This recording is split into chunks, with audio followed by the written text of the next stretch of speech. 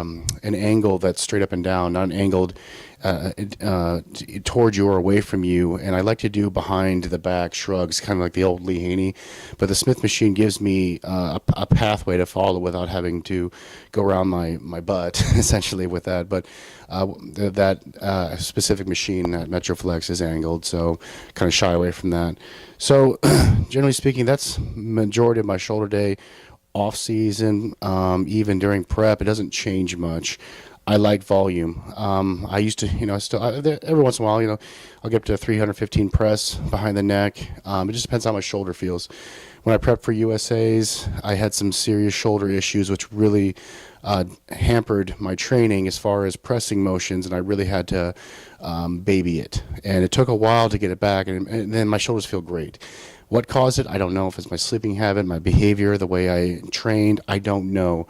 But I really had to behave it, or take care of it and baby it so that I could heal it, because that shoulder joint is very important as far as a lot of different exercises, and I didn't want to abuse it. So, but the training's been going pretty well. I was pretty happy with today. From that point, the rest of the week, I'm just looking at possibly a leg day, another back day, and then we go into next week, which is basically the last real week of what I would call training. And nothing changes too much. I'm pretty boring like that. Some people would argue that, adaptation stuff, but I'm pretty consistent with how I train and what I do and what I favor. So this last week will probably be it for training, and then we're into just basically some high volume, what I would call glycogen goals. So at least we accomplished that. So we'll see what happens from this point. Still got work to do, but not much is going to change from here on out. Just going to a little slight up and down as far as carbohydrates. Cardio is pretty much staying about an hour and a half, and what we can do for the next this last week, not much changes. So just going to kind of coast in and see what happens, enjoy my time, head down to Florida, and then it is food time. So I'll catch up with you guys hopefully before the end of this week, and I appreciate it. Thank you.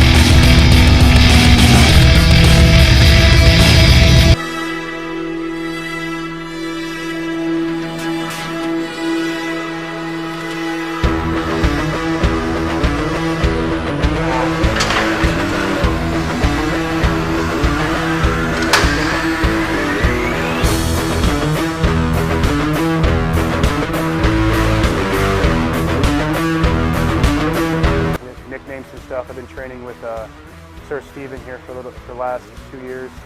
And everyone knows that his arms are so I started with just kind of a pause tension on one arm and a single arm dumbbell curl. You can see the other arm is just kind of stationary and isolated, and both arms, maybe there was a bilateral movement after that. And I couple that with laying down dumbbell skull crusher.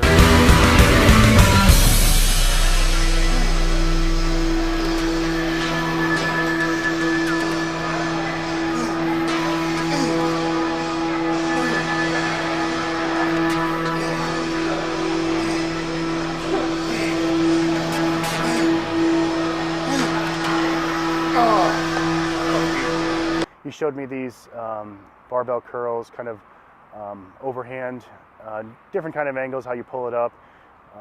But I mixed that with kind of a drag curl.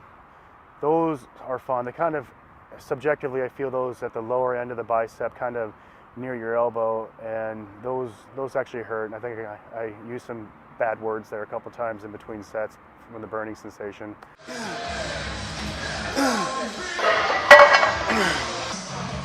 Oh, man. Fuck. God, that hurts. We went into, I do a version of 21s on the, on our seated curl machine. Just again, nothing too complicated about that. I like the blood flow on that, and keeps it kind of nice and a burning sensation in the bicep during that movement. But I like to keep movement because a lot of times with arm movements, when you start talking and Nick Del Toro comes over and starts asking questions, you kind of lose the blood flow. So I try to keep those all together as best as possible, move through it as best as possible. And again, a lot of volume. I've kept with that. Even training with Steve for the last how many years here, we kind of have the same philosophy, a lot of volume. There's some certain days where we'll move some weight, but a lot of times it's a lot of volume, a lot of blood flow, a lot of constant tension, and a lot of partial forearm flexion, wrist flexion, old school movement. Most people don't do that as much anymore because they get enough stimulus on back stuff with their grip, but I like to throw that in there every once in a while. Again, arm days for me is one of my big days. I need to make sure that I stimulate as much as possible because I wasn't born with 21-inch arms like a lot of these guys were. I have had actually to work